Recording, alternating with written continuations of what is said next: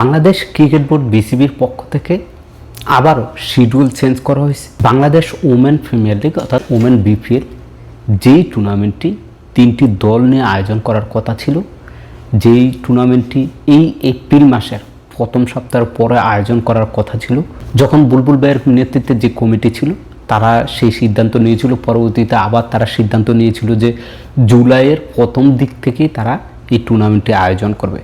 যেহেতু বর্তমানে বুলবুল ভাই নাই, তার পরিবর্তে এখন বর্তমানে হাস্যরস্যকর অনেকেই এখন বলতেছেন যে Bangladesh national party cricket board. তো যাই হোক, এখন তারা যে শিডিউলটি দিয়েছে সেই শিডিউল অনুসারে বাংলাদেশ ওমেন বিপিএল সেই টুর্নামেন্টটি 10 জুলাই থেকে শুরু হয়ে 21 জুলাই ফাইনাল দিয়ে শেষ হবে। মোট 3টি দল অংশগ্রহণ করবে, যে 3টির নাম আমরা আগে থেকেই জানতে পারছি।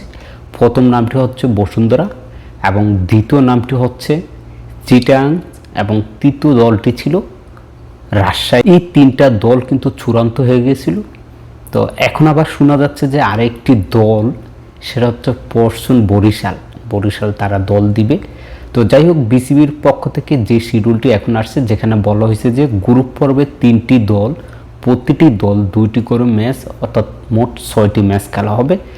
স্ক্রিনে দেখেন, বগুড়ায় 2টি ম্যাচ অনুষ্ঠিত হবে। প্রথম ম্যাচ 10 জুলাই দুপুর 2টায় এবং দ্বিতীয় ম্যাচটি হবে 11 জুলাই সকাল 11টায় বগুড়া ক্রিকেট স্টেডিয়াম অনুষ্ঠিত হবে, যেহেতু ফ্লাড লাইট নাই। এরপরে 12 তারিখ সকল টিম চলে যাবে চট্টগ্রাম উদ্দেশ্যে রওনা দিবে। চট্টগ্রামে 12 তারিখে যাওয়ার পর 13 তারিখ রেস্ট এবং 14 তারিখ 15 তারিখ চট্টগ্রামে 2টি ম্যাচ হবে।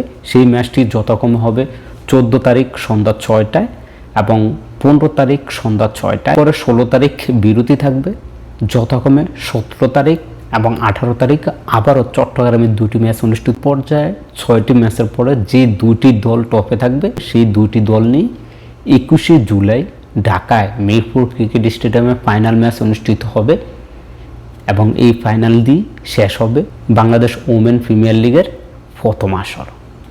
খেলাধুলার সকল আপডেট পেতে চোখ রাখুন এসপ্লে।